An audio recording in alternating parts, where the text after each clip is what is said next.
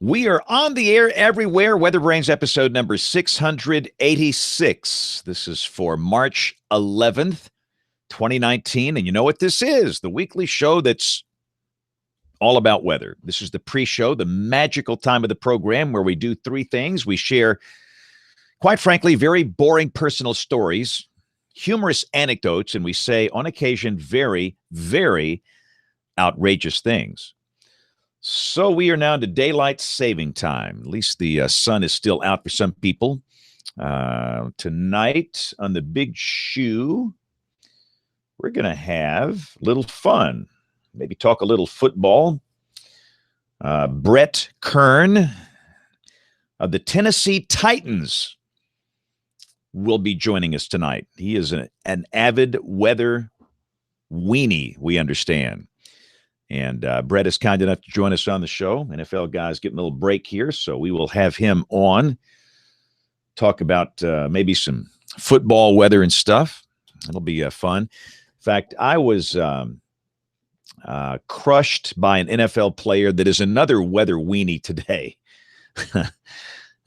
So I work out at a gym right across the street from the TV station where I work here. And I am there Monday, Wednesday, and Friday from about 11:45 until 12:45 for an hour. And it's brutal. I mean, it is just brutal. We are doing burpees and box jumps and wall balls and pushing sleds and sprints and, air squats. And it's pretty rough. And today's pretty challenging. We had to do 60 reps of all this different stuff, including push-ups, flash push-ups. So I was about a number 30, and all of a sudden I felt the weight of the world coming across, and it was a 350-pound NFL lineman who basically jumped on top of me during a push-up. So it's amazing that I'm even here. I mean, he crushed me like a bug on a windshield.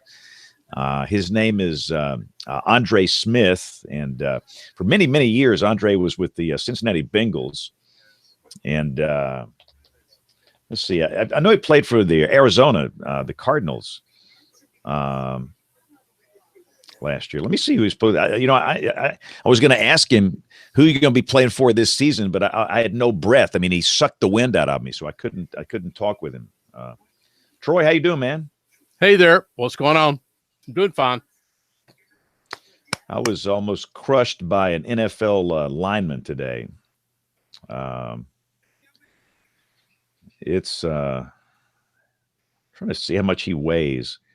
Anyway, I was going to ask him to be on the show tonight with us because he wants to do this for a living when he retires. He wants to go back to school, finish in meteorology, and maybe work for like ESPN or CBS or NBC doing weather for their sports department for sporting events.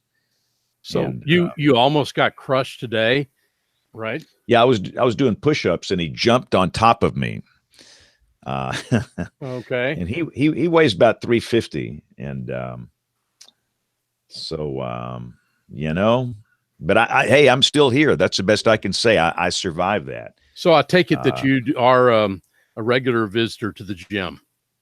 Yes, I go 3 days a week, and they train NFL athletes, pro athletes. They got them all, but they're typically in a different part of the gym. They've got their own souped up deal down there. But for some reason, they took my little group into that pro section today.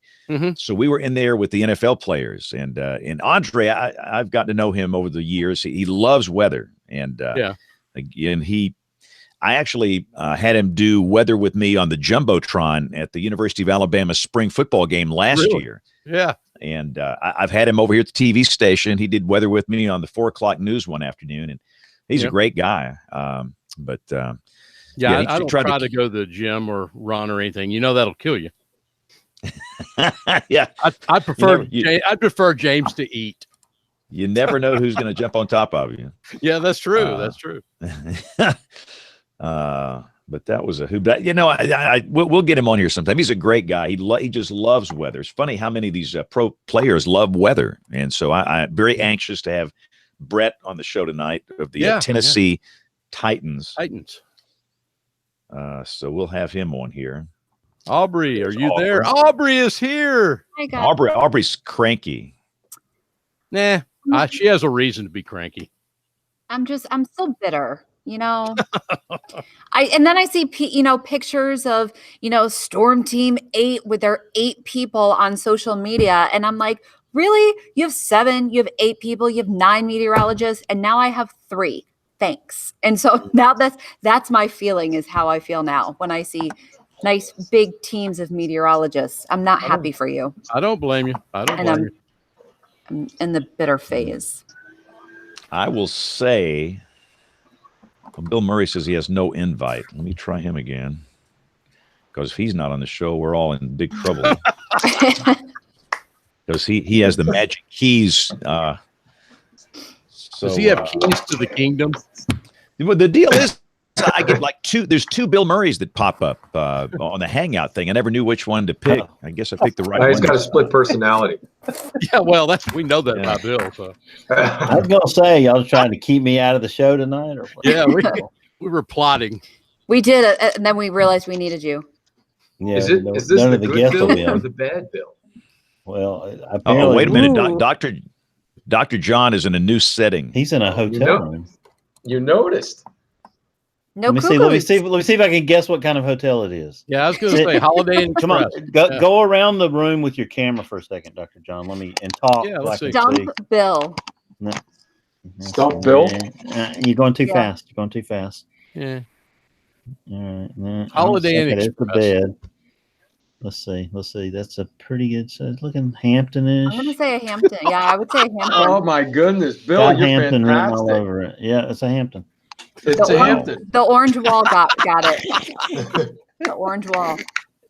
Awesome, 19. Bill. Let's see. There are 2007 curtains. Okay, this is Erie, Pennsylvania. Now he's going above and beyond. Yeah. This is getting creepy. Bill, you're impressing us with your skills. That's my other life.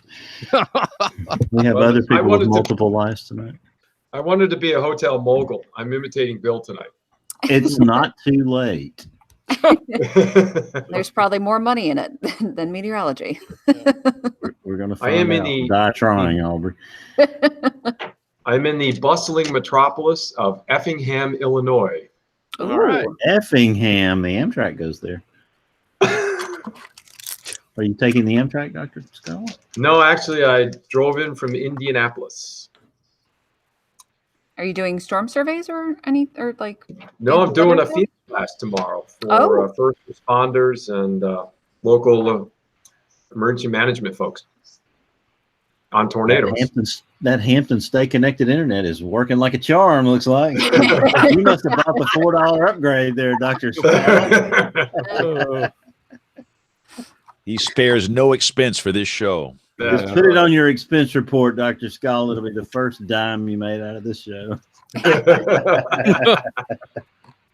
Except for all those personal endorsements you get. Yeah, that's right, Bill. You have logos all over your back, right? They do have nice popcorn, though. Oh, that's an upgrade. Yeah. There you go. That is a real upgrade. Must be a competitive market.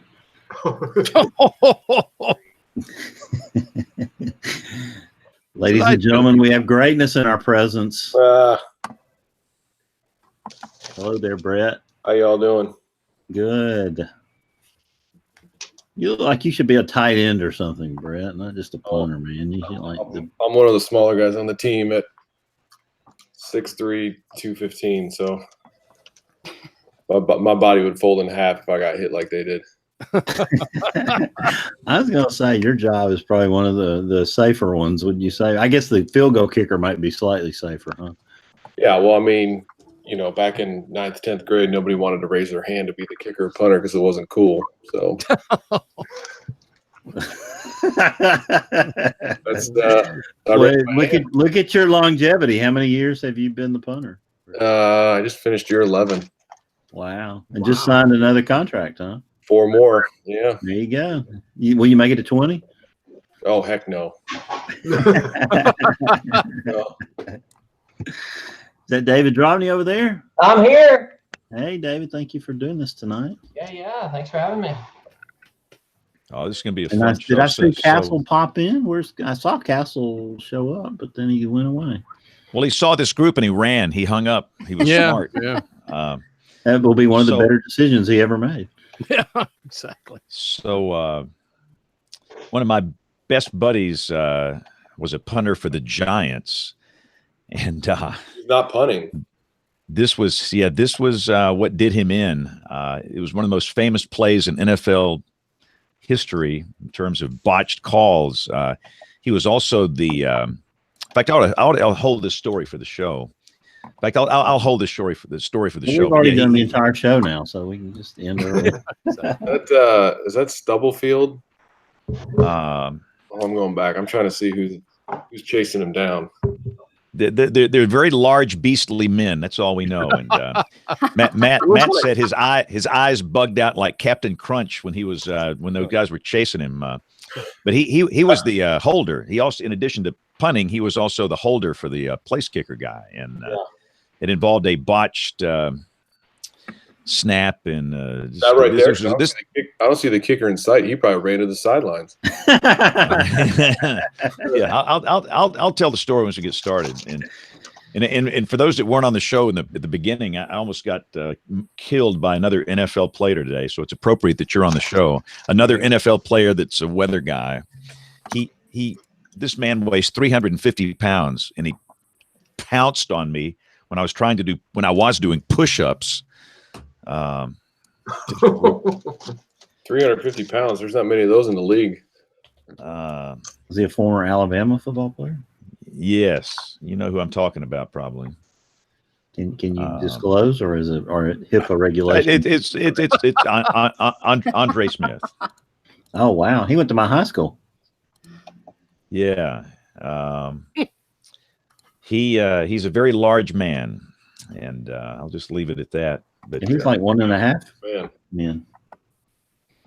He weighs. It says on one of these NFL things we're looking at. He says he weighs 325. I don't believe it. He has to weigh 350. Do they lie up or down, Brett, on those things? Well, depends on the player.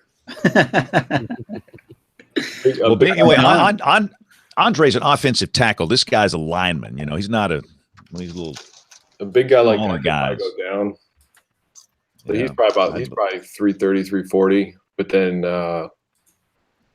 if you get a quarterback or somebody like that, running back, you want to go up a little bit. Well, he made me scream "Uncle" real quick. But he's with the Bengals. He's been with the Bengals most of his career. He's kind of wandered off. He played for the Vikings and the Cardinals for a while, but he's back with the Cincinnati Bengals. So I'm seeing a note from somebody here. Hey, Castle, is that you? Yeah. Hey, guys. Yeah, that was your note here. Saying men's having problems? Yeah, it's saying he's unable to join. I'm not sure. Only thing I did was send him an email invite. That was all. So if you he said he's clicking the link and it comes up and says he's unable to join. Maybe he needs Google Chrome like I did. Exactly. We tried to do this thing on Safari last night. It just would not work. No. I'm using Safari and it's working. Yeah, I use Chrome sometimes. Sometimes I use Safari. But I'm gonna put Min's email address in the chat here, James. If you'll invite him organically. All right. We are about to join our. Yeah, we're actually going to be close on time here. Let me mute Bill for just a second.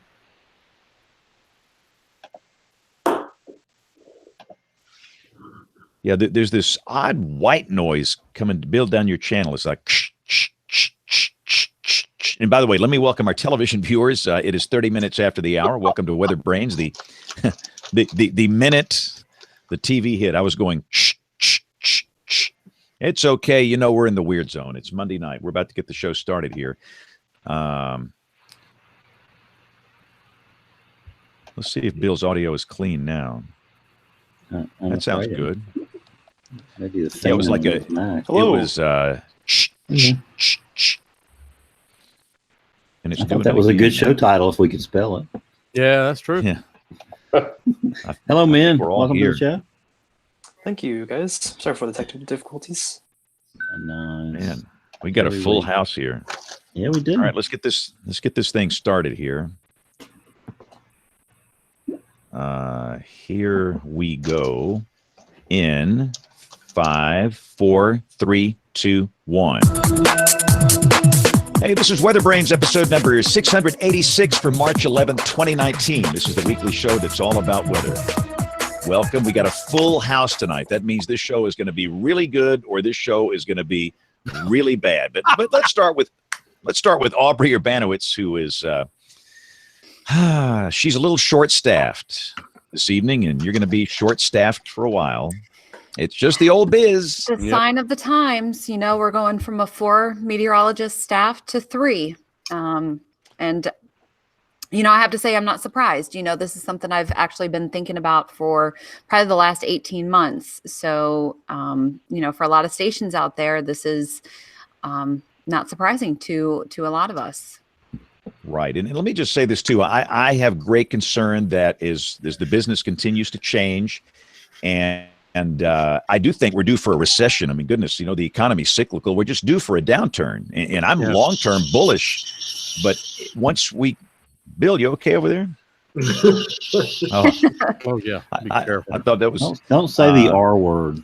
But we're just due for one. And it's natural. It happens. But a lot of these stations that are top heavy, that have, you know, 8 meteorologists working for them, unless they're in a really big market making a lot of money, that's not sustainable in a challenging economy. So I think it's, you know, it doesn't bother me being thin. Our station's thin, and being thin, you're better equipped to survive anything that happens, and kind of solidifies the jobs that, you know, the jobs that you have. So I know it's hard, Aubrey. I'm sorry, but you got to do you have to do a 10 o'clock news, right?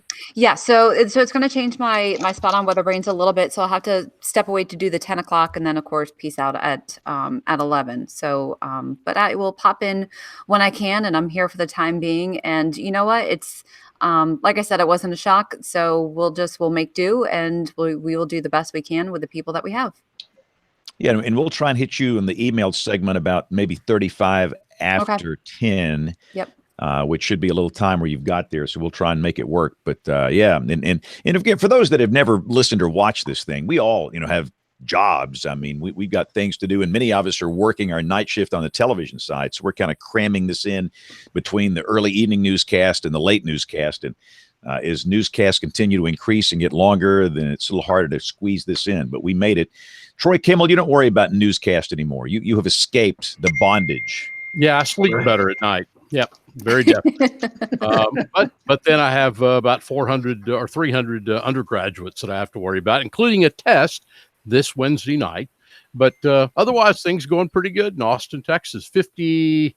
About 56, 57 degrees here, about a 1,400-foot thick layer of cold air over Austin. Looking just a few minutes ago on the aircraft soundings out at Bergstrom Airport, and very shallow edge, and we expect a warm front back across the area tonight. So now, Troy, do you hang out with all those hipsters at South by Southwest? Next question. Nope. Not really. In fact, it's funny. Most Austinites, it's really funny with South by Southwest going on. Basically, you stay in your house and lock yourself in your house this week or for the next 2 weeks. Yeah. I'm not a hipster, and I thought that you might be, but I guess none of us are hipsters here. I'm too old. I think I'm too old for that, but I don't say anything about you, James. No, Dr. John Scala is a hipster because of that hair he has. Yeah, that is the hair of a hipster right there. Yeah, I agree. Yeah. And Dr. John, you are not in your typical abode this evening. You're at an undisclosed location. You'll not be hearing my clocks going crazy. You know, you like to time yourself with my cuckoos, but no, I'm actually in Effingham, Illinois. Tomorrow morning, I'll be teaching a FEMA class on tornado awareness. to Cool. emergency managers, local law enforcement, anybody who comes by, we're there for them. Awesome. Well, that's usually when I'm in a hotel, you say you're in some roach motel, Bill. When it's Dr. John, you say he's in an undisclosed location. well, John's he's got a big budget. I mean, then the man can stay wherever he wants to stay. Oh, I mean, sure. That's it. Just like the big salary I get for this show. It's the experience, Dr. Mm-hmm. It is. And let's just say that we got a note from Dr. Cloco McLean. She is ill this evening, and her voice is raspy and not quite quality in her mind enough to be on the show. So she is out this week. So Bill, I'm going to turn the floor over to you, and we have some very esteemed guests. I can't wait. This is going to be a good show tonight. Yeah. It's going to take us all night just to introduce everybody. We've been doing this for 13.1923077 years, James. That's hard to imagine. That is hard to imagine. This is National Weather Podcast Month, as you know. And the 6 participating shows work together to showcase some of the outstanding infotainment that we produce between the shows. Some creative meteorologists around the country are involved. In our case here at WeatherBrains, things like outstanding and creative might be a bit of a stretch, but we can lay claim to being the oldest weather podcast. There's no question about it. But we're always talking about age on this program. What is it with you guys? That's where it's the rocking chairs on the I'm front older of the than you barrel. are. I'm older than everybody on this program except for maybe James. I'm old. But you look younger than half of us. Yeah, exactly. So anyway, but one way that all of us celebrate this month is by sharing panelists. Tonight we welcome the folks from the Weather Hype podcast. Castle Williams, welcome to the show. Thank you for having me. Glad to be here. So Castle, give us a little rundown of your background. Give us the summary of your CV here, and tell us what got you into weather. Sure. So I have a bachelor's degree in psychology, geography, and atmospheric science, a master's in geography, and I'm currently getting my PhD at the University of Georgia, and all of those degrees were at the University of Georgia. So I am currently doing that, and basically what got me into weather was, I feel like a story that we all kind of have is a tornado went through when I was in 5th grade and destroyed a gym that I would have been in had the tornado not come through at night. So that kind of spurred my interest in the weather, and so I pursued it to this day. So you keep track of Dr. John Knox over there at the University of Georgia? I do. Yeah, he is not my personal advisor, but we have done research together. But yeah, so I do a lot of human and behavioral work, stuff similar to what Kim does. But yeah, great stuff. That's pretty cool. So focus obviously is on communication, Castle. So what are some of the hot projects, subjects, topics you're working on right now?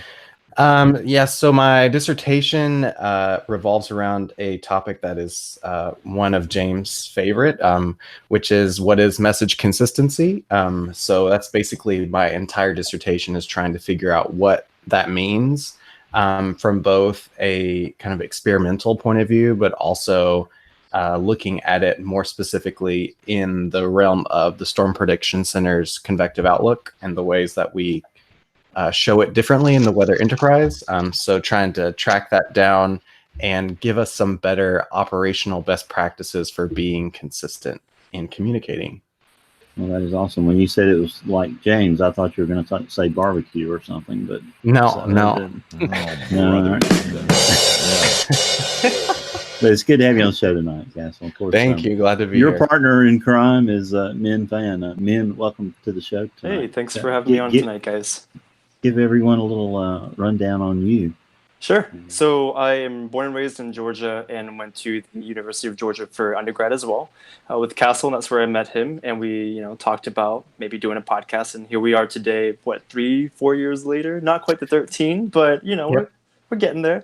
And so I studied, geography, meteorology, and I went to graduate school at East Carolina University where I did a thesis on how we use mobile weather apps to communicate information. So looked at a survey of college students and kind of laid the foundation for research in that area because, as a lot of people know, people are turning to their smartphones for weather information, whether that's your local news app or a Weather Channel, AccuWeather kind of app. So it's really important to look at that information, and that's where I kind of started. I bounced around a little bit from place to place. A few agencies, worked with the National Weather Service doing infographics and visual graphics for their social media for a couple of years, and then jumped over to the National Park Service, worked with them on climate change communication. And now I'm in Denver working for FEMA Region 8 as a public affairs specialist, doing communication and outreach to different people. And so, yeah, John, you mentioned you're teaching a tornado class to FEMA, and so that's really cool. So really enjoying my time here, and hoping to be a part of more weather and meteorology stuff within FEMA, but also working the communication background as well. So you'll be getting some snow there tomorrow night and Wednesday morning in Denver. Yeah, right before this, I went to the grocery store. I didn't get bread, milk, or eggs, but I got some. I got a little bit of vodka. There you go. There you go. That's your show title. We got a show title That's right right. Yeah, so much for that bread and milk thing. Yeah, right. Vodka's where it's at, and when you're getting we're looking at maybe a foot of snow potentially in Denver and points eastward, and blizzard-like conditions, wind gusts of 60 miles an hour. So I hope we telework that day. That's all I'm saying. I should start making the vodka meter. Oh, yeah. There you go. Got to have those essentials, that's for sure. So it's talk just for a second about the podcast. And jump in, Castle, any way you want to. What makes Weather Hype special?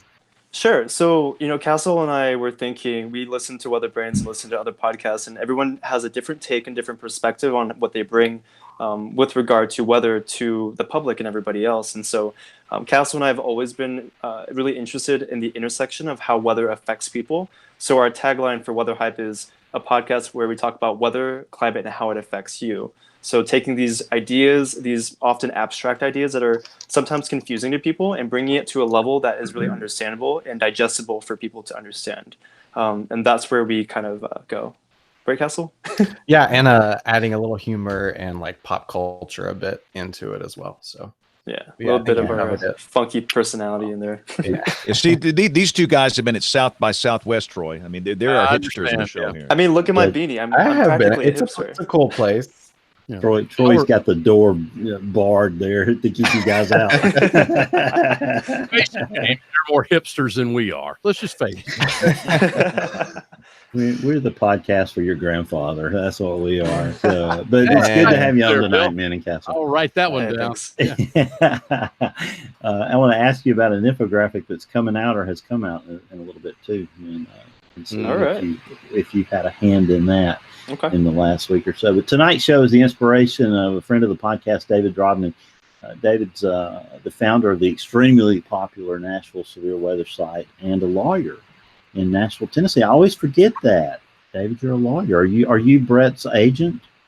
Absolutely not. He just got an extension, and I am in no way responsible for negotiating that. He has competent counsel to advise him on those things. There you go. Well, that's a word we don't use at WeatherBrains very often either. So thank you for adding to our level of competency tonight. And why don't you introduce our special guest? Well, if you've watched the Pro Bowl at all, you've seen Brett Kern punting the football to the other team. Usually they don't return it. He's just signed an extension with the Titans, and he'll be here another 4 years, I think, and he'll correct me if I'm wrong, but I think he's already the longest tenured Tennessee Titan, and he will extend that run here indefinitely, hopefully. He's very popular here in Nashville, and come to find out through some other people that he's a big weather nerd like the rest of us.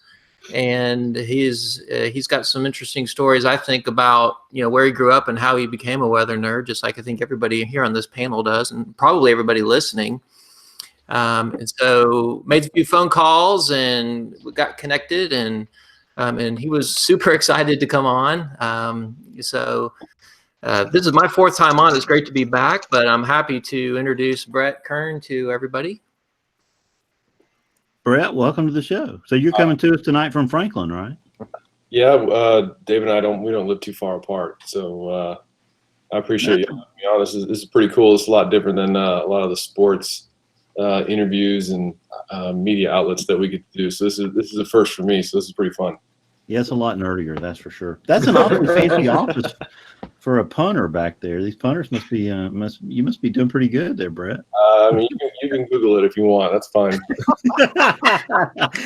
My son asked me the other day what the minimum NFL salary was. Is it $450 or what? Or is there a minimum? What's the? How does that work in the pros now? Minimum, I think this year was $395. So, yeah, I just finished my 11th year, and we actually just moved into this house last year. So, one of the things that I really, really wanted was a nice office just to be able to kind of get away and work on some stuff outside of football, and kind of just a place where I can get up early in the morning and read and watch the sunrise. Make a weather forecaster too, or anything like that? No, nothing like that. I went to Toledo for geography and urban development. So I was really looking forward to.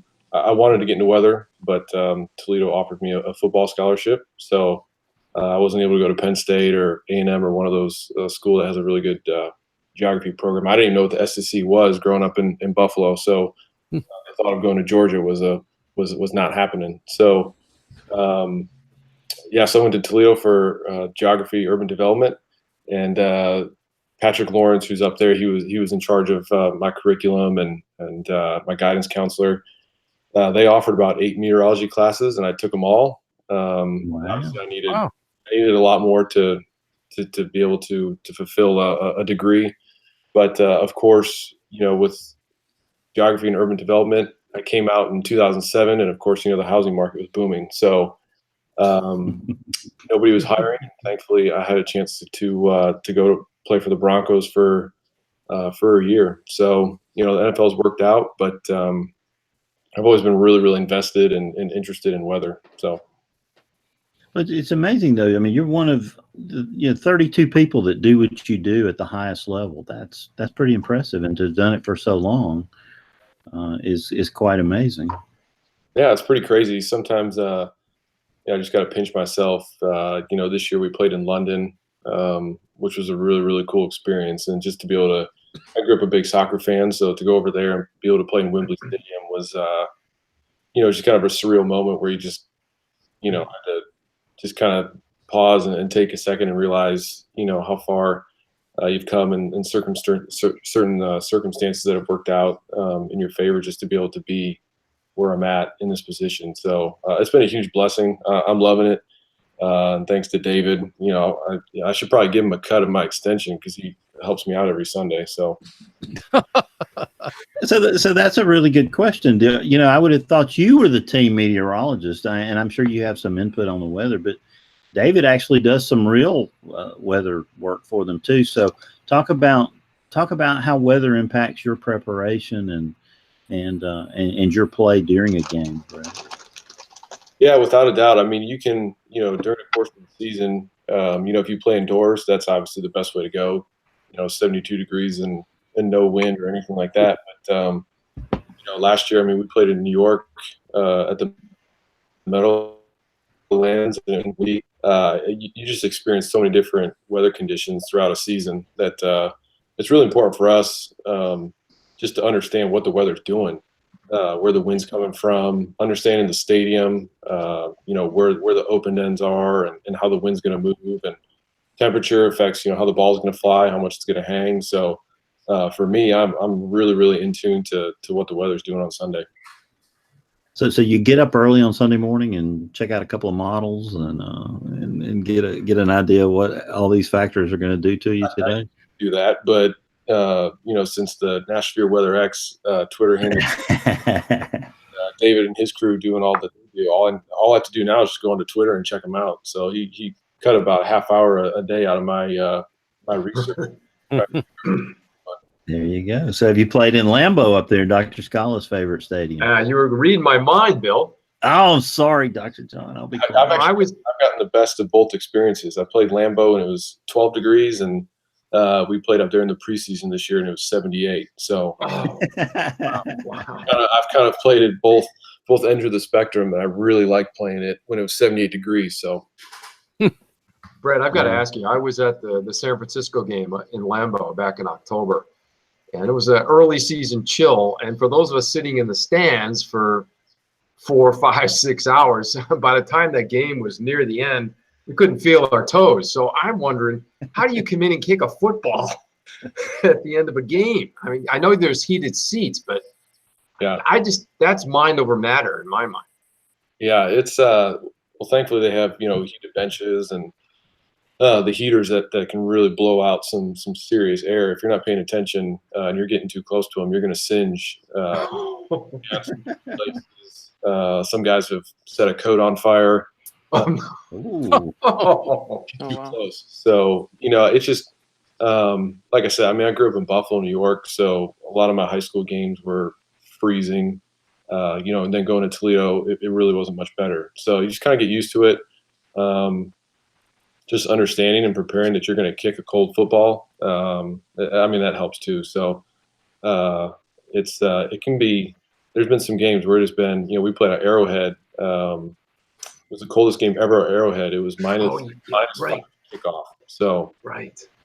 That, I mean, I was so numb, even standing by the heater, you could be 2 feet from the heater and you're still freezing. So.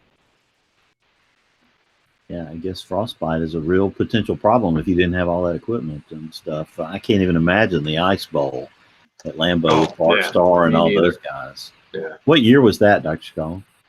The Ice Bowl. 67, wasn't it? That sounds right. Against the Cowboys? December 31st?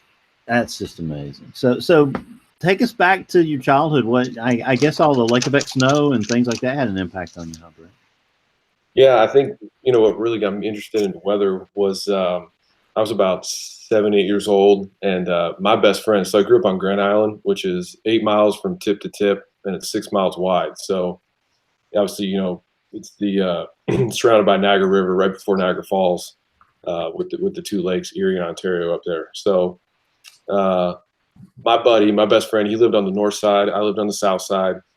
And he called me and he said, "Hey, like, do you want to get together? Do you think your mom, can come drop you off and we can, hang out for a little bit?" And I told him, I said, "We have a foot of snow. My mom can't get out of the driveway." And he laughed and he said, "That's crazy because it's green grass where we're at."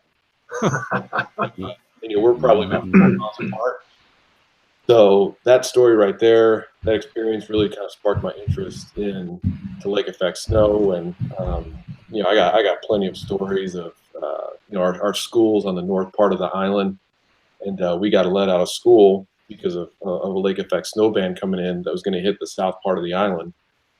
And sunny, no clouds. You could see where the lake effect clouds were gearing up, and just dark, really, really dark clouds. And so they let us out of school, got back to the house. There was about 2 inches of snow on the ground, and about 3-4 hours later, we had 1.5 feet. So, and our school ended up getting 3 inches total. So, wow, just crazy stories like that, and really just sparked my interest as to how lake effect worked. How important it was with the lakes being unfrozen compared to frozen, and that really just sparked my interest in getting involved in the weather. So was that the 2000 event that happened in November that you were speaking about right there? I'm sure there's just an entire list of these events, but that's one I've always been fascinated by. When that one, I was in 9th grade for that one. That was that's we actually don't really get out of school very often. Right. That one got us out for about 3 days. That one was pretty rough. So you how it works and all of that. Share a little bit with the listeners, about the meteorology that you know about lake effect snow. Brett. Yeah, I mean, just hearing the local meteorologists talk about it, and I really didn't understand at first. The importance of having the lakes frozen compared to being unfrozen, where the lake effect's getting its energy from the warm waters of Lake Erie. And once that thing freezes over, it completely shuts down. There's no way of getting lake effect snow. And it's crazy, just, from really the south towns of Buffalo, just how narrow those bands could be, 4, 5, 6 miles. And, my dad got stuck in a band in Dunkirk, New York, and he had to sleep in his car overnight because he just couldn't move. And so just seeing how narrow the bands are, and just how it can affect a certain amount of people, but then there's other people where, I mean, there's green grass, people are outside playing, and it's no big deal. It's just something that it was really fascinating to me, and something that I still try to explain to people, and they just kind of look at me, dumbfounded, as they don't really understand it. So That's one of my weather bucket list items, Troy, is to go through a big lake effect snow event in like the Tug Hill Plateau in New York, somewhere up there. That's one of the things I want to do. That's right. Syracuse. I mean, Buffalo gets a lot of snow. I mean, they're around 100 inches plus, but right. Watertown is, it's not surprising for them to get over 200 in a winter. Brett, I went to school. I'm sorry. Go ahead, Dr. John. Yeah, go ahead.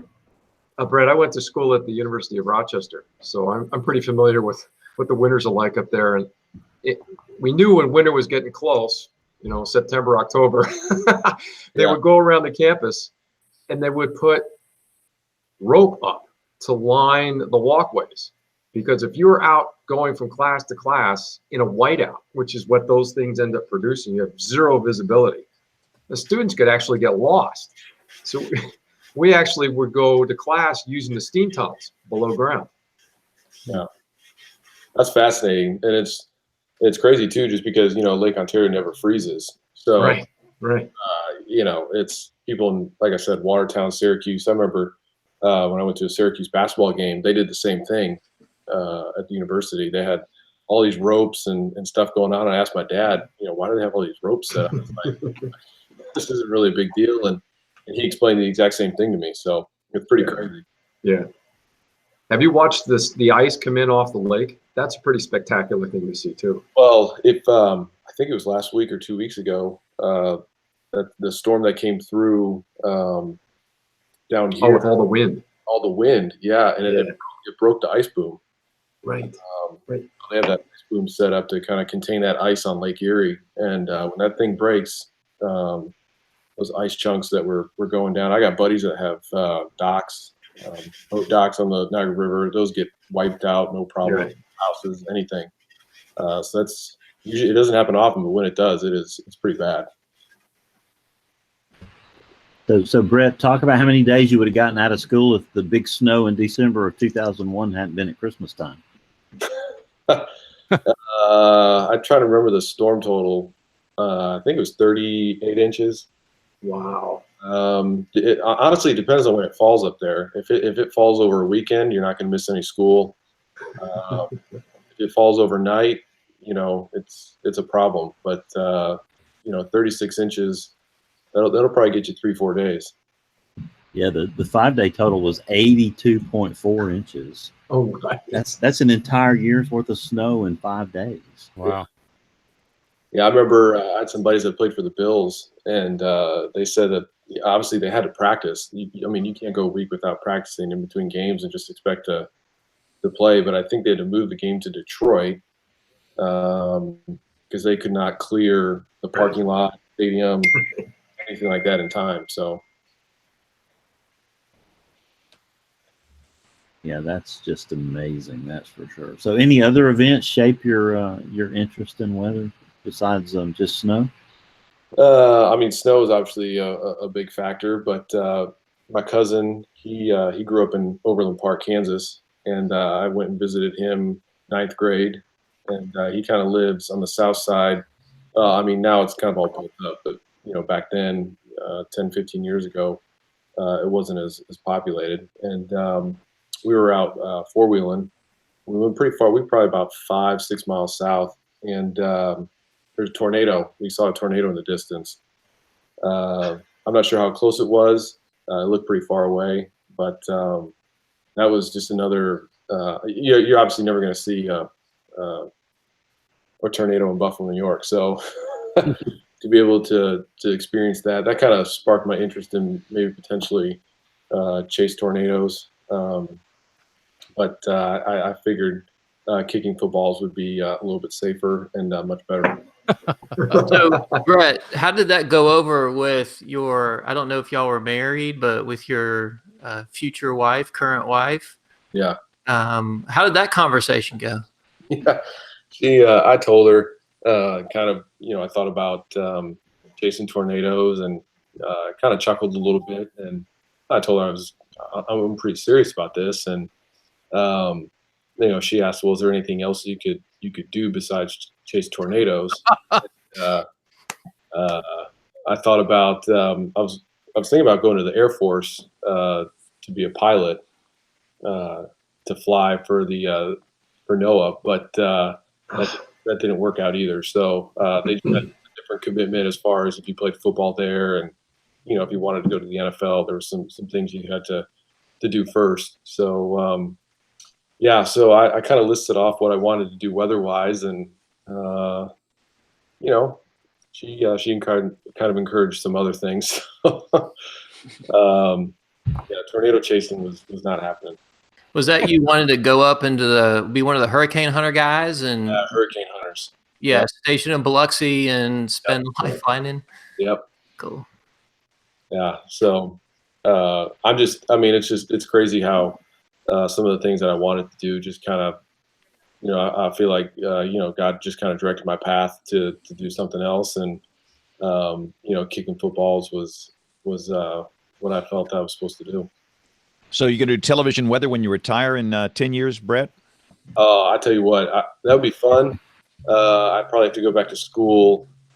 See, David's made it so easy for me to kind of turn my weather brain into mush, just because I just follow him on Twitter, and he tweets all the models that come out, all the radar, all that kind of stuff. So I just kind of, read it, and there's that. So I'd have to do a lot more classes. I had to do some broadcasting classes, but it's just a fun hobby to just be involved in. So I want to ask you a question about lightning in the NFL. In the college world, in the Southeastern Conference, it's 8 miles. Yeah. Is there a rule about lightning in the NFL, and what is it? That's funny you say that, because this year we opened up at Miami, and it ended up being the longest NFL game in NFL history. So we had 2 weather delays of 2 hours. Game, and thankfully, once again, David was right there, and he was kind of plugged in and showing a cell that it just popped up right there outside of Lauderdale, and it did not move. It stayed the same size. It just stayed there. So it produced lightning that was within 9 miles, and the NFL rule is 10 miles. So if that storm cell was a mile over, even 2 miles over, we could have kept playing, but it was stuck at 9 miles and it had lightning. So we had 2 weather delays of 2 hours, and I think the game was at 8 hours and 38 minutes or something like that. So wow. The worst part was that it rained in warm-ups, so you got a little bit wet, and then you go into the locker room and it's 65 degrees in the locker room. So when you come back outside and it's 90, feels like 100. And then all of a sudden you got the delay, you're wet, you go back in, it's freezing cold. So that was quite a memory. Is that 65 degrees in your locker room and not in the Dolphins locker room? It wasn't their locker room, but we ran out of food. We had some guys with the Titan staff that actually went up to the concourse, bought pizzas, hot dogs, hamburgers, for the second delay. So, not many times you see guys eating pizzas and hot dogs and hamburgers. Weather delays. Game. That would not be traditional training food, would it? No. That's sort of the Babe Ruth school of eating. Well, we went through all the bananas and oranges and all that stuff in the first delay, and we ran out of food, and that was all that was left. So, have you ever sat and observed the camera guys who are sitting in these aluminum cages or steel cages? How fast do they move when they get out, when they finally call those for lightning delays? Oh, they're out. They're gone. Anybody standing by the goalpost, they're Forrest Gump right to the locker room. and that's a show title. Yeah. Well, I'm the same way. Anytime I see lightning, I was out golfing my senior year in high school. A storm popped up off of Lake Erie, and it started pouring rain, thunder, and lightning. And of course, we were at the furthest point of the golf course. So my buddies and I, we put our clubs under one tree, and us being so smart, we stood under the tree next to it. The lightning zapped about a fairway over and split a tree right in half. And so, holy cow! Grabbed my clubs and I went straight to the car and went home. And so, anytime I hear lightning, see lightning close, I get really, really anxious. Were you wearing metal spikes, Brett? No, I wasn't. But I mean, those clubs. I mean, I had steel shafts in them. So. You didn't abandon the clubs underneath the tree? No, that was my graduation present. I was not leaving those puppies. Worst weather you've ever played in, Brett. Worst weather in a game setting you've ever played in your whole career, going back to college. High school. We were playing at Lake Shore, which is about 500 yards right off Lake Erie. And started the game, it was light rain, and then it turned to sleet, and then it turned to kind of freezing rain, back to sleet. And by the time we got out for second half, there was about 4 inches of snow on the ground. And by the end of the game, there was a foot. Holy cow! So how do you clean the field off to see the yard markers? I actually had one of my best punts probably became in that game was at midfield and hit a nice little high punt to the sidelines. And that's where the dads, they all brought out their snow blowers, and they would, in between plays or switch possessions, each guy would go down the 5, 10, they had that many guys with snow blowers. And I hit a ball over to the sidelines, and it landed about the 2, and it just disappeared. Disappeared right into the snow, and that downed them on the 2. So do you give the team a regular briefing on weather every week prior to the games? I mean, or do you have somebody doing weather support for you guys? I guess David is It pays David to do it. Yeah, it's fun. Dave. Yeah, I mean, it's pretty much, it goes from David to me, and then I have people that come to me that ask me about the weather. So a lot of guys, really, what guys really care about is temperature, because they want to know, what kind of long sleeves should they wear. And if it's cold enough, then they wear like this. Tom Brady kind of started it. It's like this diving seal skin, something, whatever. And so guys wear that, and it keeps them really warm. So guys just ask me temperature. They said, hey, is it going to rain? What's the wind going to be? And so a lot of times I'll just say, just follow this guy on Twitter and you'll be good. Follow this guy on the tweeter. That's a show title. But Brett, the heat situation is a real problem. I mean, Corey Stringer, 2001, the Vikings pro that died during training camp. Talk about how things have evolved in the last 2 decades in that regard. Yeah, I think probably the biggest thing that has happened is each time the CBA, we get a chance as players to kind of work out some kinks with the owners. I think one of the big things that is talked about is the off-season workouts, just how much time you can spend on the field, how many hours you're allowed in the building in the off-season, especially during, June, July, and then especially, at least for us, training camp is not enjoyable. August, end of July, August in Nashville is not the best time of year. So I think we've done a really good job as players to just kind of ask and say, hey, look, these are some of the issues that we're dealing with. Coaches want to push you, which is totally fine. But really it's about our health, our safety, as far as pushing us too much. And then, guys, a lot of guys, they want to drink the water, they want to drink the Gatorades, but a lot of times they don't realize that, hydration starts, a couple of days beforehand, and it's not like you can just go through a workout and then drink a bunch of Gatorade afterwards. So, like I said, we've just done a good job as players to just kind of get kind of what we need just to protect ourselves, especially with those off-season workouts. Brett, how do you guys monitor the temperature and the humidity when you're practicing in those, in those 1 day or 2 days in the summer? I know that the Corey Stringer tragedy brought about a good bit of science and a focus on the wet bulb globe temperature and how that really is going to influence how somebody can respond and how well they can safely continue to exercise and really do a lot of the strenuous work y'all are doing. I'm just curious, has anybody got a kestrel heat thermometer out there? Are they monitoring that, or is there some sort of grid, or is it just, hey man, I'm having a hard time, Right. go take 15 or 20 minutes and cool off? Yeah, I mean, there's a couple things. Our president, Steve Underwood, he's actually a big weather guy, and so he probably does more than most. He's got a couple weather stations set up at the facility.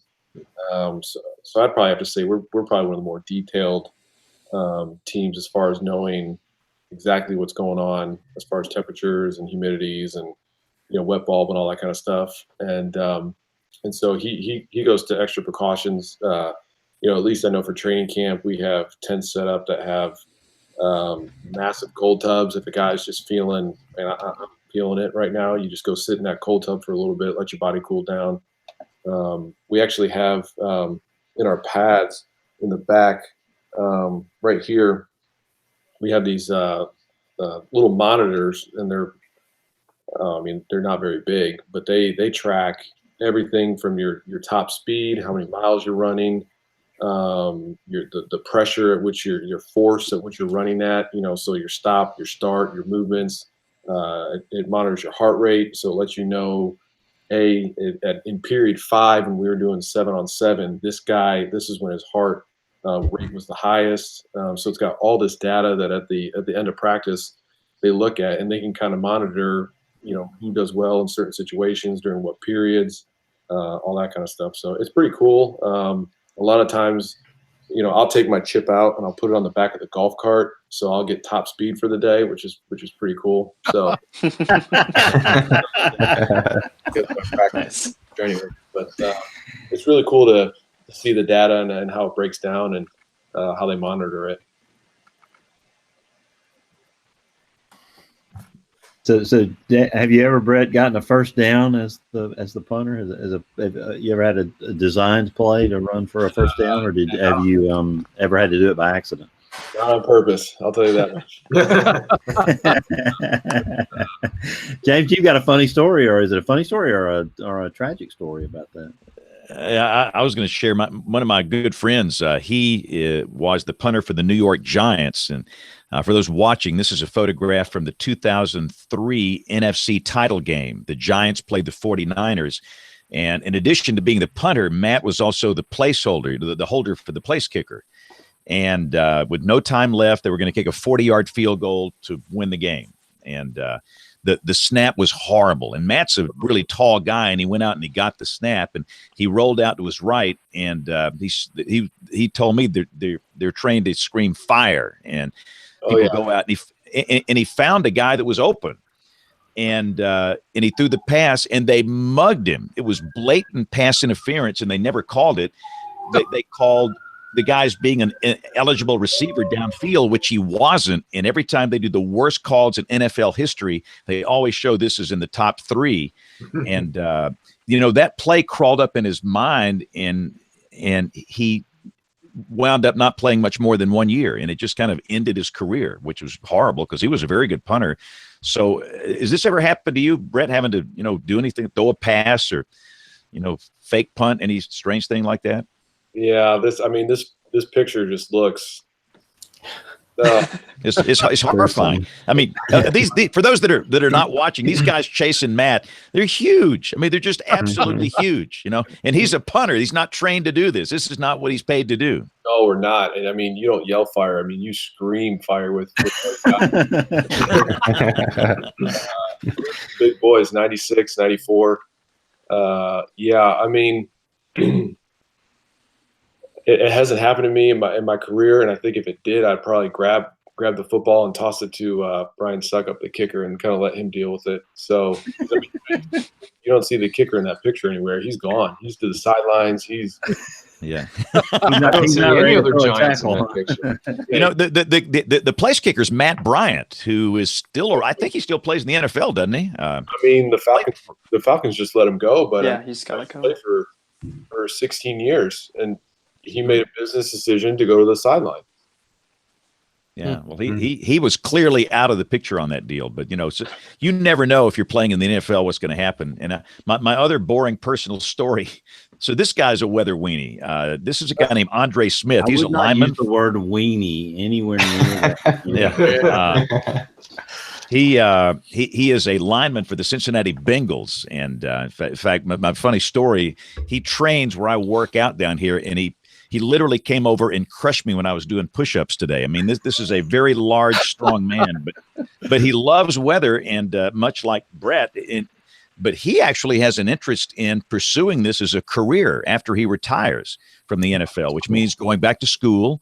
And but he has this vision of maybe helping ESPN or a regional sports network with weather concerning sporting events. So, and he says among his friends, there's a lot in the NFL that are interested in weather. So, Brett, you're not alone. Yeah, that's a big boy right there. He'd be. Yeah, but he's a good guy. He did the weather with me on television here about a year ago, and he was scared to death. And I said, "What's the matter with you, man? You play in front of millions and millions on TV, and you're scared to go on some local TV station here." I mean, and he said, "I'm not wearing my helmet." I was like, you should have let him borrow yours, James. Yeah, but no, I think he's. And I will say, we've talked about this a lot. We all get frustrated. We'll be watching ESPN or one of the networks, and the play-by-play people just horribly botch the weather information. Yeah.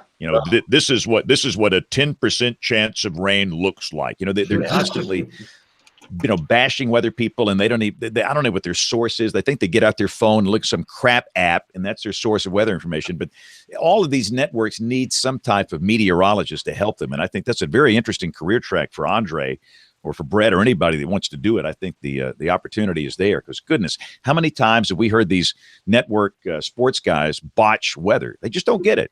They don't get it. So, Brett, maybe you can help us out, buddy. I think too, what frustrates me is when I'm watching a game, but not even if it's just football, if it's just a game in general, the announcers will say something like, "Oh, that was a terrible shot in golf," or that was a terrible kick or punt, and playing it, I've been fortunate enough to play in every NFL stadium, and to know what these guys are going through, or understanding, okay, what they're playing in Cleveland, that's always a left to right wind across the field, and it is at least 10 to 15 miles an hour. Like that's just what you expect. But the announcer doesn't know that, and he doesn't understand how that's going to affect a kick, or how it might affect a throw. And so sometimes that's just really frustrating to see sometimes. So I think it's a great idea, Andre, to really kind of be able to pursue as far as a CBS or an ESPN, as far as really helping out, helping the fan base or the people that are watching, just understanding, this is what we got for the weather, and this is how it could affect the game. So. Yeah, I think the combination of having NFL experience, of course, playing for college, he played for the University of Alabama, and for years and years at all these venues. And he's like, he's been around for a long time. He knows all these places. And I just think he could be of great help. And it's something we could not do, because we don't have any experience in what you've done. So I'm just saying, Brett, if you want to go back to school, here's your chance. I mean, you're a good looking guy. I mean, you don't quite have the hair of Dr. John, but it's close. Yeah. You want to see some TV hair? Look at Dr. John Scala. That's the greatest TV hair ever. No human should have hair that good looking. Wow. Well, it's funny you talked about all the crap apps. I mean, I probably had, I don't even want to know how much I spent on these things, but I probably had 10 to 12 apps on my phone. And, I'd go check them out, write down what each app said, coming up for Sunday, and all of them were different. Yep. So here's the question now, Brett. What weather apps do you have on your phone right now? Yeah. Right now, currently, show us your apps. I have the weather channel. I have Radar Scope, and that's it. Everything. I look to David What on was the first one, Brad? I missed the first one. I was breaking the up. Weather Channel app.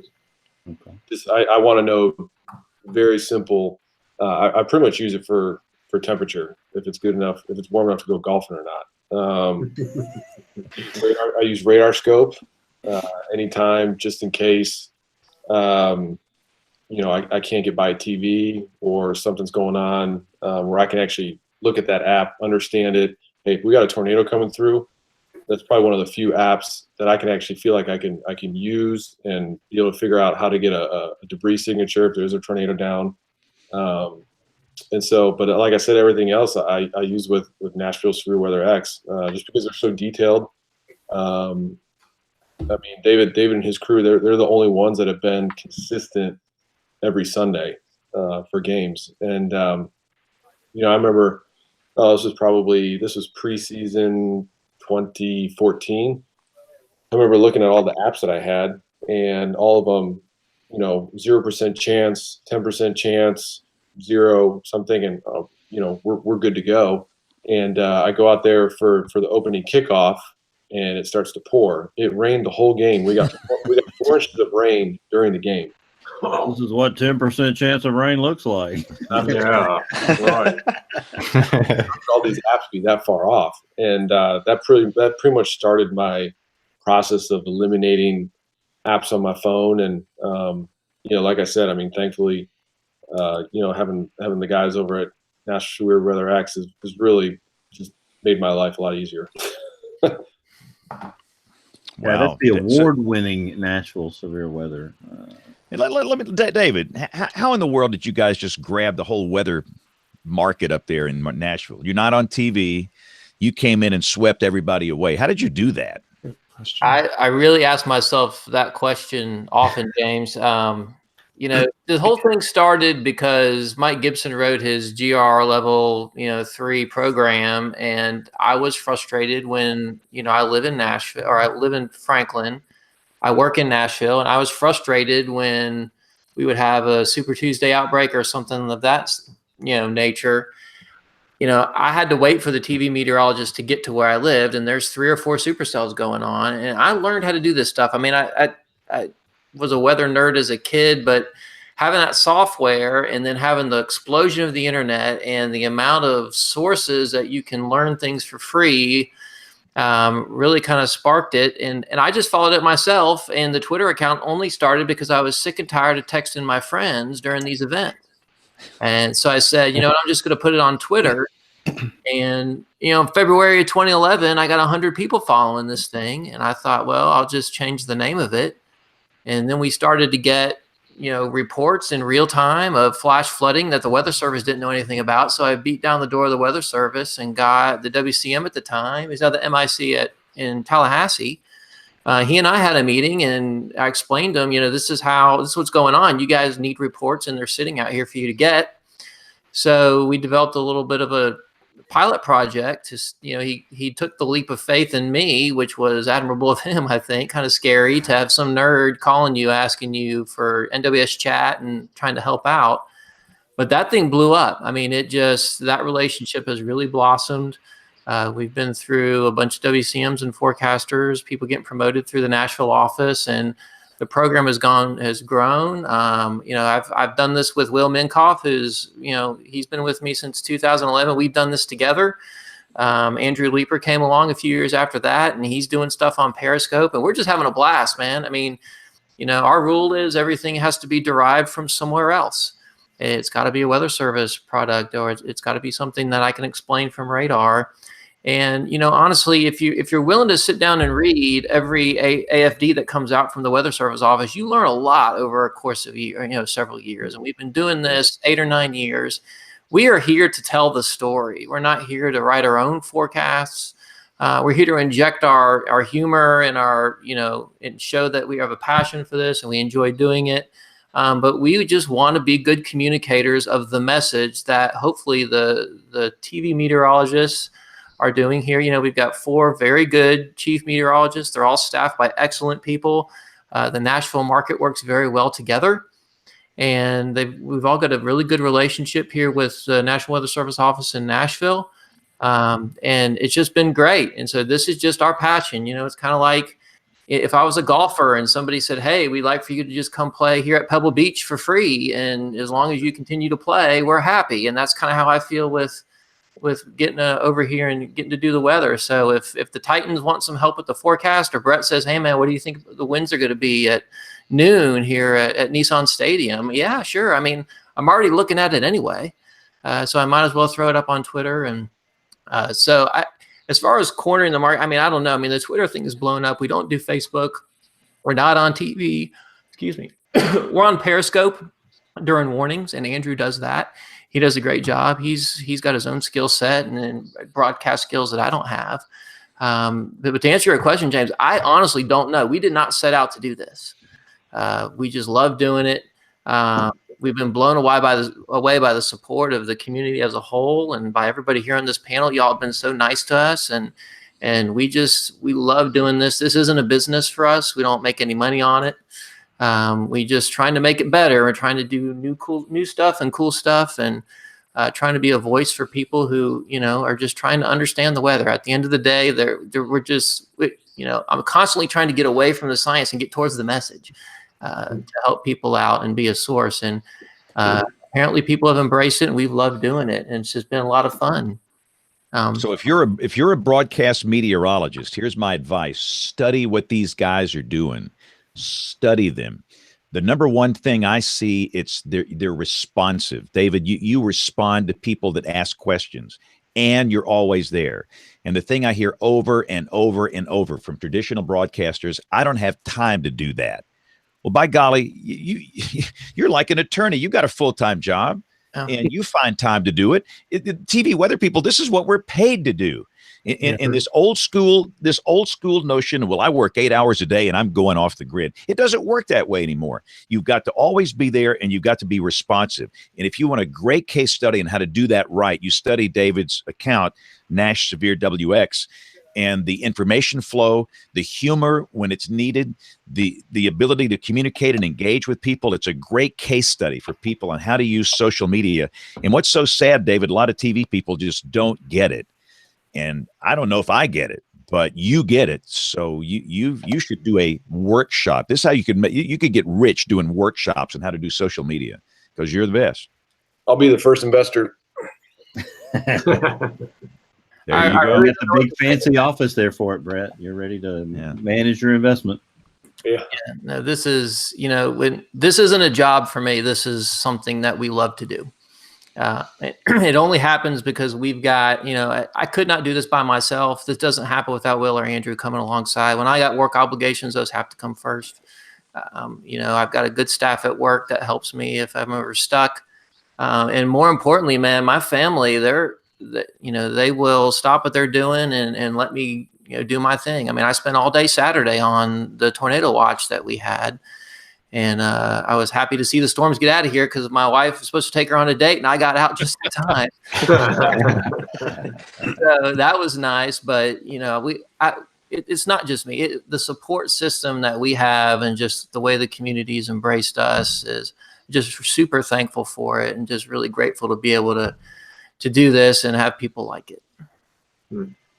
David, I was standing in downtown Nashville last Tuesday night. We were going around some of the fancy hotels and, looking at the $450 a room a night hotels there, spending time in Nashville is just fun to do. But thinking about the 2010 flood and, what flooded then, and, it's probably going to happen again sometime. And all that area in Nashville just continues to develop. We were just talking about that. We're sitting right now at 20.91 inches this year. Wow. Our average is just over 9 at this point in time. We're going to get another maybe 2 or 3 on Thursday, although even at half that, it's too much. The Cumberland has been up for a couple weeks, but the flood control here in the Cumberland River Basin, which is where we are, has really saved billions of dollars in damage. We have had so much rain this winter, and coming up into the spring, it looks like it's going to continue. But that 2010 was just a whole nother universe of disaster. Y'all remember it was officially 13.5 inches at the airport in 2 days. Yeah. It's at just about every record, but a lot of other places upstream and downstream of the Cumberland got more than that. I know at my house, a month after it happened, at my house, a mushroom was growing out of my baseboards. We didn't know that the flashing on the garage had failed and had wet the side of the house. And we got away lucky with that. That event downtown, Bill, as you know, the symphony was flooded. That lower Broadway area kind of comes down. We lost power at the office. My office is downtown Nashville. We lost power for 3 days. And it was, and that's nothing compared to what people suffered in and around the Cumberland River and all the other rivers that go by there. We had a lot of people lose their lives. And I hope we never see that again, but who knows? I mean, this last event, we had a flash flood fatality in February. A lady was just outside of Nashville, was to get her car, and the floodwaters got her at night. I mean, what a horrible thing. And tornadoes are the story. We had a tornado fatality outside of Nashville last November from a strong tornado that turned somebody's house upside down or turned it over. And that was awful. But I mean, the flooding here has just been nonstop this year. David, Troy Kimmel here from Austin. I've seen some from friends south of you and the other folks down on the Tennessee River. That's just amazing, down around Savannah, Tennessee, and back up into that area southwest of Nashville, I guess. So. Yeah, it's been bad everywhere. That's a completely different basin from where we are in Nashville. And in fact, the dividing line is really just south of Franklin. It's just been, we haven't had a break really from rain. I mean, there have been a couple times when Harvey came through, the remnants of Harvey came through, there was some flash flooding here. And occasionally in the summer, you'll get that 8 inches, an anomalous event that falls in 6 hours from a storm that sits and won't leave. But this year's been awful. And it's just not, the water rescues, I don't know how well they get reported because a lot of these are really rural areas. There's a lot of hills and creeks that run through here, and the flash flooding, an inch of water in an hour really can turn somebody's life upside down in a rural area. And it's been bad here. So we're hoping for a break. Not really liking what I'm looking at the weather model here for Thursday. But yeah, it's been bad here. And that water, I really think I need to do a better message of communicating the risks that you take when you go out at night. It's been raining a lot. We've got aerial flood advisories along, especially with, I'm about to have teenagers in my house and I'm getting behind the wheel of the car. That's terrifying to me. So, yeah, I don't know how I got off on that rant, but yeah, the flooding here has been awful. We got two great Brett. communicators on here tonight with Min and Castle. Talk about, communicating that threat. You guys coming up with any new novel, unique things that we could use on the ground here as meteorologists? I will say that I haven't read it yet, but I think a new paper just came out that kind of went and looked at YouTube videos of people driving in flooded waters to kind of identify certain characteristics and things that they could warn about.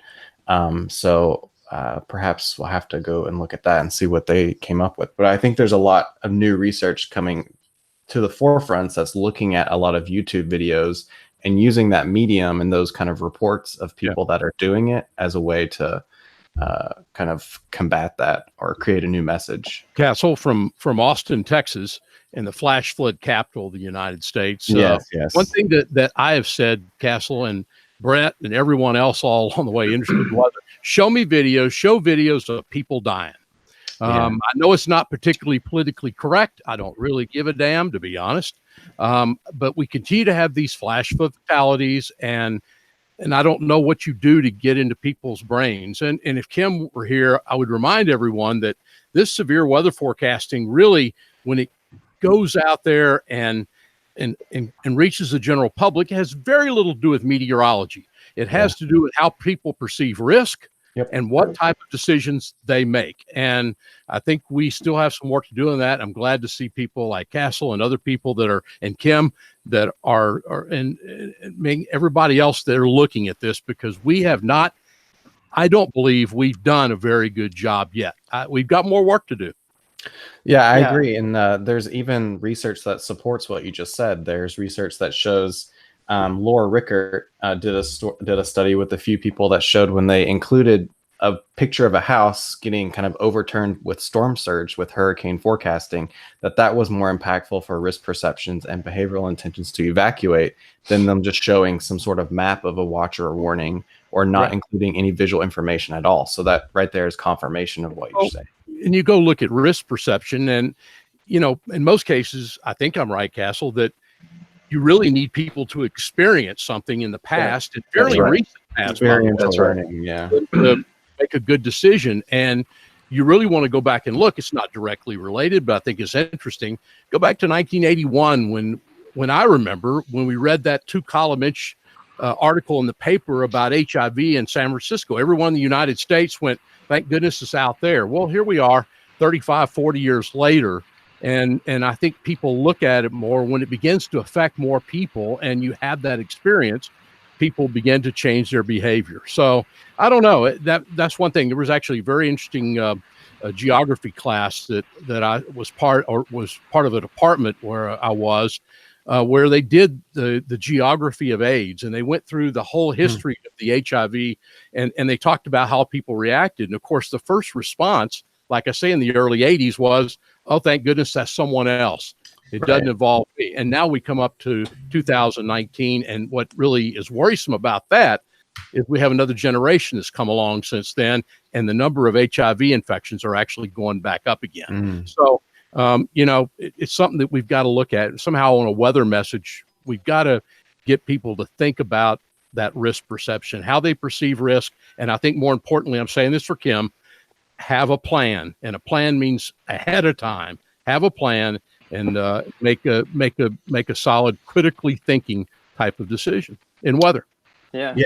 And I think what you're talking about is experiential learning, and there are new kind of ways that we can help people experience weather without them having to actually go through it themselves. So like the Weather Channel's doing great stuff with like augmented reality and using virtual reality as these new tools as ways to kind of help people go through a weather experience without putting them physically in danger. So I think there are a lot of cool new risk communication techniques that we're kind of exploring, and hopefully will be implemented soon, that kind of explore some of these ways to make people go through that experience. Good. All right, guys, we got to take a quick break because I see Aubrey's here. Aubrey, so if you have time, let's do some email, because every week I'm going to try and hit you at about 35 after 10 o'clock Eastern. So if you got a second, all right, you got a second. I got the jingle. Time now to dive into the email inbox and see what's in there this week. Letters. We get letters. We get stacks of letters. All right. Make sure I'm not on mute. I'm not on mute. All right, good. First one is from Jeremy Bowder. I'm officially over the holy dendrites. And that's, part of the Holy Dendrites Batman. It's snowing again. It's not snowing. Not here right now. 4.3 inches of snow fell in Lincoln on March 6th and 7th, bringing our season snowfall to 55.5 inches for the season. This sets a new seasonal snowfall record and breaks the previous record set back in 1959-1960. 17 days of at least 1 inch of snow measured this season. And he sent a great photo of a sundog. And a nice sign. Closed due to winter conditions. He's not done with snow yet. Oh no. Oh no. True. They've got a pretty steep pressure drop on the way. And then this one comes in from Steve Holmes, and I might see if I could steal one of these links for my pick of the week since I don't have one. Steve says, so he sent us 2 wonderful links, and this was a big, we talked a lot about the messaging after the big tornado outbreak, 23 people killed in the Alabama tornado. How do you get emergency alerts to people who are watching Netflix or playing video games? It's CNN article about the emergency alert and the systems, the things that are being looked at on the technical side of that. And also a YouTube nonstop violent thunderstorm to help you get to sleep, which I would like to steal that link as my pick of the week if I could. Awesome. And that is all I have. Email at weatherbrains.com if you have a great link for us, guest suggestion, show topic, what you like about the show, something you want to see from the show, or send us a funny story. We appreciate it. We like to laugh. Email at weatherbrains.com. So, so I'm going to take a quick break here. But, Brett, I got to ask one question before a quick break. Favorite venue away from Nissan Stadium? Anything indoors? No, that's a good show title. I'd probably say Indy, just because it's a clean stadium. The fans, our kicking net is pretty close to where the fans sit, and they're always nice, cordial. One guy offered me a piece of pizza one time, so Indy. It had strychnine in it. Don't worry about it. It was a good place to play. So of course, the next question is, what's the most obnoxious fans in an opposing stadium when you're on the road? The most obnoxious fans. Philadelphia. Philadelphia. Buffalo's pretty bad, which is funny. I mean, it's my hometown, but they're pretty rough. And then the Black Hole in Oakland's really bad. Those are probably the two worst. Philadelphia's not there. Philadelphia didn't even make the top two, huh? Wow. No, they just no. Philly's not bad at all. I mean, Oakland, when we were coming down the bus ride, I mean, they were throwing eggs. 6-year-old kids giving us the middle finger. Wow. That's the Alabama-Auburn game right there. Brett is perfectly qualified to work in television weather because that's the stuff we deal with. So let's take a very quick break. We're going to have Tony Rice, a special public service announcement from one of our fellow podcasters, and we'll be back with picks of the week, the weather roundup, and much more. We're not finished as WeatherBrains rolls along. Hi, this is Becky, and I'm one of the co-hosts of Ice Station Houseman, and here's a message to get you weather ready. The spring season is here, and we want to prepare you for spring weather threats, which include thunderstorms. If someone is struck by lightning, what should you do? Cardiac arrest is the immediate cause of death for those struck. Lightning victims do not carry an electrical charge and may need first aid immediately. Call for help by dialing 911 and begin CPR if the victim is not breathing. If an automatic external defibrillator is available, follow the instructions and use it. If possible, move the victim to a safer place. Lightning can strike twice. For more information, please visit the NOAA Weather Ready Nation website at weather.gov/WRN. Looking beyond the atmosphere, here's Tony Rice with your astronomy outlook. This is a good week to get a sense for the wanderings of the night sky. Step outside tonight before about 11 p.m. local time and find the waxing crescent moon in the west, just to the right of the constellation Orion. 5 degrees below and to the right, about the width of 3 fingers on your outstretched hand, is the planet Mars. Up slightly to the left and 15 degrees away is the bright star Aldebaran. At just 250,000 miles away, the moon really zips through the sky night to night. Look again Tuesday night, and things switch up a bit, with the moon 5 degrees from Aldebaran and 15 degrees from Mars. Continue watching throughout the week, and you'll see the moon slip further up as moonrise and moonset slips earlier each day by a little more than an hour. But everything up there is moving, just at very different rates. Even Aldebaran, but at more than 66 light years away, its motion is barely noticeable, and only over many hundreds of years.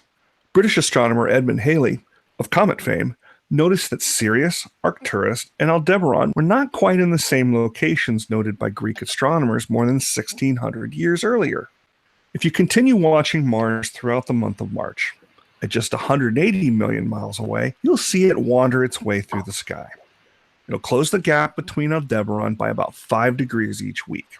By April 9th, things literally come full circle as the moon will join Mars and Aldebaran, forming a right triangle separated by 3 and 6 degrees. We'll know a bit more about Aldebaran when Pioneer 10, launched back in 1972, makes its closest approach to this red giant star in about 2 million years. That's your Astronomy Outlook. Follow me at RTP Hokie for more spacey stuff like this. When the weather ball is red, warmer weather is ahead. When the weather ball is white, Colder weather is in sight. When the weather ball is green, no change in the weather is foreseen. When colors blink, by night or day, precipitation's on the way. All right, time for a weather roundup. What's happening across the great fruited plain on March 11th, 2019? Man, I guess you're the winner with your blizzard out there. So you got a foot of snow coming. Now, what about the winds? It's got to be windy with that deep low nearby. Yeah, so the wind's going to be picking up later on Tuesday and into Wednesday, and we're sitting in with some NWS forecast calls today, and they're talking about a quick changeover from rain to snow. So we'll see some rain Wednesday morning, and then it'll transition really quickly to heavy snow, 2 to 3 inches per hour, and then hopefully it'll get out of there by Wednesday evening. But yeah, it's going to be a very wet and heavy snow.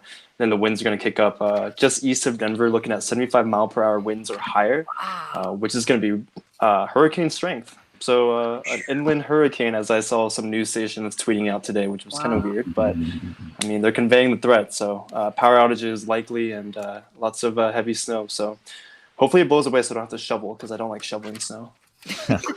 I noticed the National Weather Service in Dodge City put out a tweet, record low pressure possible Wednesday. Yeah. The all-time record low is 971.6 millibars, set in 1878. Wow. And they're forecasting the pressure there 972 to 974 on Wednesday. So there's going to be power outages. I mean, this is going to be a very, very high impact storm system here for our friends in the coal sector with the blizzard conditions, and then with maybe some severe weather.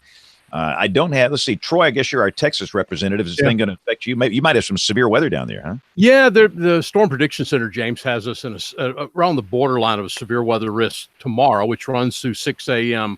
on Thursday morning for areas mainly out west of us. And I think we're a little far away from the best lift and the best spin with this system. It's going to kind of a negative tilt system as it moves up into the plain states. Maybe, and also it's going to move through here tomorrow morning, or not tomorrow morning, but Thursday morning at rather, let me make that one more time. How about Wednesday morning at 6 a.m. at not a real positive time of the day for severe weather with overnight, but it's a very dynamic system. Have to watch it. Once it moves through, we're pretty close to 80 with sunshine by the time we get to Thursday, and then a second cold front in the area on first thing Friday morning, and we cool off, and really a really great weekend coming up down here. Highs in the 60s and lows in the 40s. Awesome. So let's go to our Nashville associates. Brett, what's, I guess, severe weather for you Thursday, yes or no? Well, shoot, once I get off here, I'm going to check David's Twitter and there you go. I haven't had a chance to be on Twitter at all today very much. Just taking care of the kids, and we actually had a really nice day. It was a chilly start to the morning. Kids had the winter coats on, but by the time 11, 12 o'clock came around, clouds dissipated, sun came out. Pretty good for shorts and a hoodie, and did a lot of playing outside, which was nice. Son had baseball practice tonight, and once that sun went down, it got a little chilly. So. Oh yeah, I meant we raised two boys, and my eyeballs were frozen many a early season baseball night out there. So, David, you're the tweeter guy. So, severe weather Thursday, yes or no? Probably not, James. We've got, just like we normally do around here this time of year, the Cape's questionable. I don't know if it's going to make it quite as far north as it would need to be in order to make severe storms. And then the mid-level winds aren't favorable either. They look, SPC was writing this morning that they're going to run parallel to the front. Yeah. So we're kind of displaced from that low. So I'm going to say probably not. The Weather Service office here in Nashville isn't that impressed, I think for good reason. None of the models I've looked at show any real meaningful instability. Of course, those are the times we get bitten. But the good energy will arrive in the middle of the night, overnight, Wednesday into Thursday morning, which certainly doesn't inspire confidence in enough Cape getting here. And with those wind fields not looking like they're going to cooperate for severe weather, probably just a lot of rain, looks like 1.5 inches or so on average in Nashville. John, are you going to get out of Dodge here, going back home? Yeah, James, it's looking better. Last week when I was looking at the upcoming storm coming out of the Midwest, it was much faster and was further east. Because it's deeper and further west, I think I'll be fine getting out of here. I've actually got to speak. I have a conference call with a couple of attorneys on Wednesday, and they wanted to set me up in the airport in Chicago in case I got delayed. And I think we'll be okay now. Good. So, Aubrey, what does this mean for you? I guess you're pretty far east of all the main action. Not a whole heck of a lot. Yeah, we are actually quiet this week. We get some dry weather finally. Some highs not in the 30s. I mean, we're in the 50s and 60s. A little bit of rain at the end of the week, but I think a quarter of an inch of rain would be a big number. Of course, surface cold, if we don't have a lot of upper level support, surface cold fronts just fizzle. We don't get that moisture support. So I don't think we'll get a lot of rain, which we need to dry out, which is good. Sheldon tweeted out something really great earlier about some historical record lows from David Roth with WPC. And I put the link in here. And if you take it back, so the tweet that he did was for March record low MSLPs. And if you take it back to the root, you can actually get the folder of goodies for each month. And you can go back to February and December, and he's got some Alaska stuff in there. And I was kind of messing around with some stuff earlier. Yeah, Aubrey, this is Troy. I saw that earlier today. It was really cool maps to have. I had not seen that before, so good stuff. Is that the same guy that was the lead singer of Van Halen? Maybe a relation. Yes, James. David Leroy. So Castle, what's happening in North Georgia? Not much. We're looking at spring-like temperatures most of the week, and then we'll as well get some of that rain Thursday into Friday. So not much though. Yeah, we're down here in Dixie Alley. We're still recovering from, of course, what happened days ago with the 23 fatalities. But the encouraging thing for us, we don't see any severe weather here really for the next 10 days, which is a good thing. Things look fairly calm for just a little bit. Yeah. But Bill, I'm the lead over here, so I'm going to turn it over to you, let you do picks of the week, and we'll let our guests go. So, Bill, the floor belongs to you. Well, thanks for getting this show in motion, James, tonight. I saw something I hadn't seen, I don't think, since it's a new product. Maybe y'all see it all the time, but this a snow squall warning. Brand new. Mm-hmm. They are new, and they're short fuse. It looked like only an hour long. And they're aiming to hit people on the road. So drivers, passengers, people that might be encountering these things on the road as they're out and about, you might be driving into these areas. It was developed here, actually, in Pennsylvania. Well, not here. I'm not in Pennsylvania, but in Effingham. Dr. John No, I'm in made Effingham. it. But the State College National Weather Service Office, in conjunction with Binghamton, New York, put that together, and we've actually had a couple of warnings already in Pennsylvania. That is that's pretty cool. So I guess we'll do picks of the week then. I wanted to ask Brett before we let him get away. You're from Buffalo. Have you been to the Anchor Bar and had the real buffalo wings? Of course. I mean, that'd be a shame if I was from Buffalo and never had it. Are they still like really the best, or have you found better out there? It's that Tuesday. No, I mean, I think they're the best, and there's a couple other places up there too, Duff's and a couple other spots. But I'm so particular, having growing up with those chicken wings and chicken finger subs and the pizza up there, that Nashville's just they're kind of hurting that department. So it doesn't compare. But they got Nashville hot chicken. You've got to go to Prince's or Hattie B's or somewhere, right? I want to wait an hour and a half in line. So my best bet is to go to Whole Foods and find their hot chicken and go that way. So. I walked outside the Hilton Garden Inn Tuesday night and followed my nose across the street to Martin's. Man, that's some good barbecue right there. The one off 4th Street downtown. Yeah, that's a good spot. That's pretty new too. And we got one of them here in Birmingham. They just opened. There probably wasn't a Preds game either, so you're probably able to get in and out pretty quickly. Well, that's outstanding. Well, we'll do picks of the week. Aubrey, we have you for a minute. Can you share a pick of the week? Yes, please? you have me for 30 seconds. So mine is Steve Holmes's thunderstorm soothing sounds, because today, I hate these days. I hate every day is a national something stupid day, but today's National Napping Day. So I guess it would be fitting since you can soothe something and nap.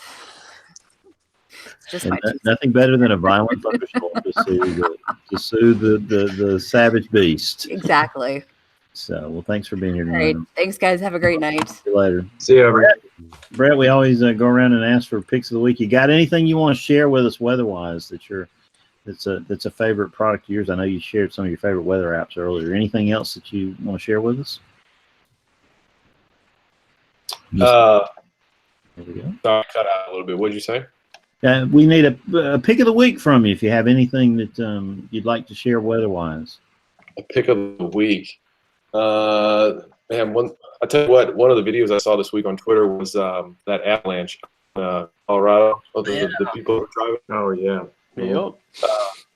I lived out there for a year and a half, and driving, 70, Highway 70 out there it is beautiful, but also, I've always thought about that when I was driving to Vail. We went to Vail twice, my wife and I, and thinking about, I wonder if there's ever an avalanche, what we would do. And that video just took me back to kind of my worst nightmare. So That's a good pick of the week. Thank you. It's been really fun having you here tonight, Brett. I appreciate it. Thanks for the invite.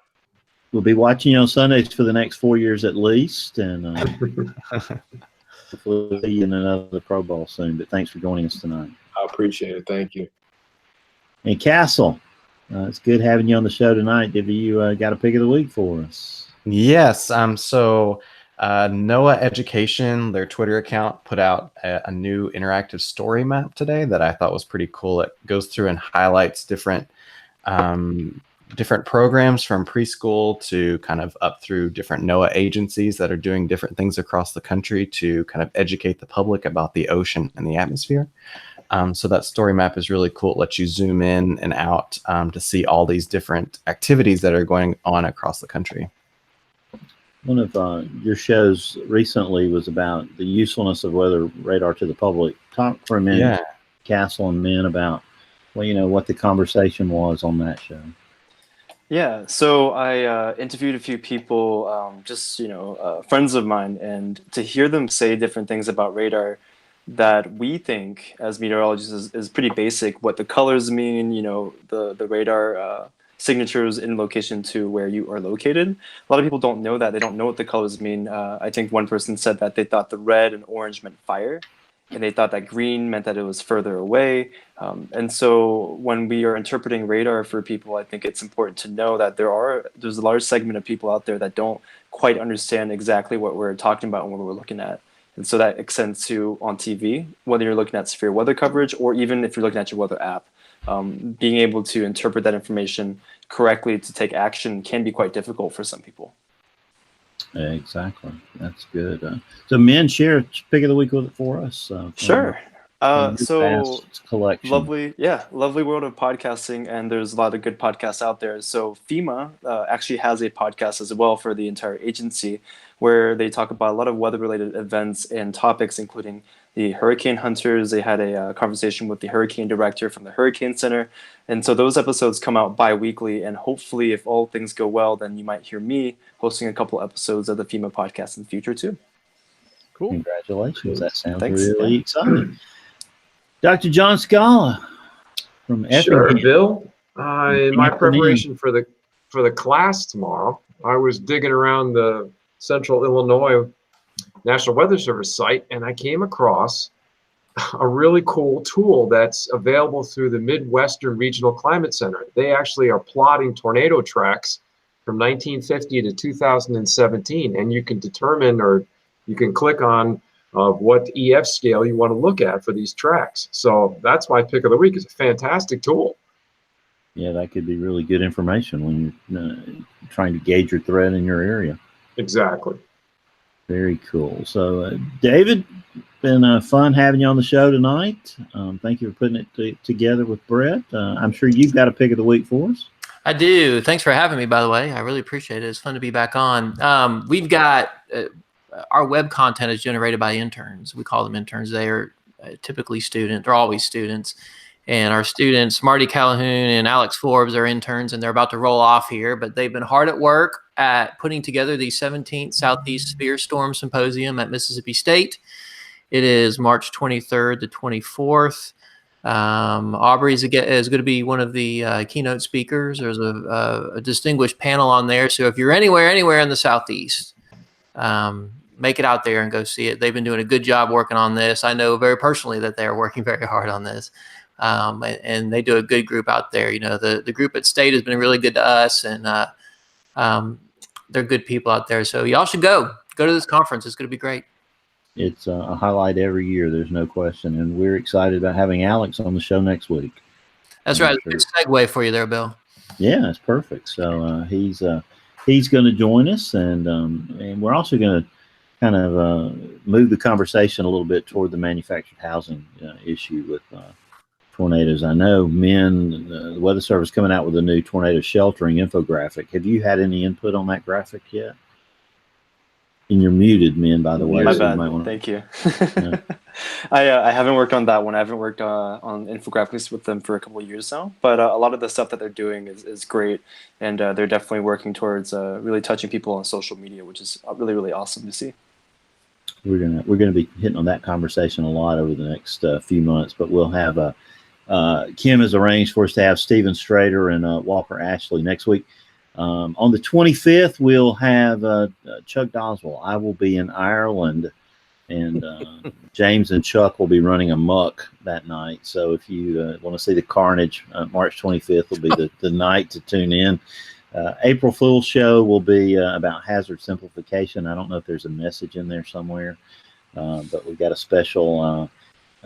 We've got someone coming from Eli Jack's office going to be talking about that. I'm really excited about it.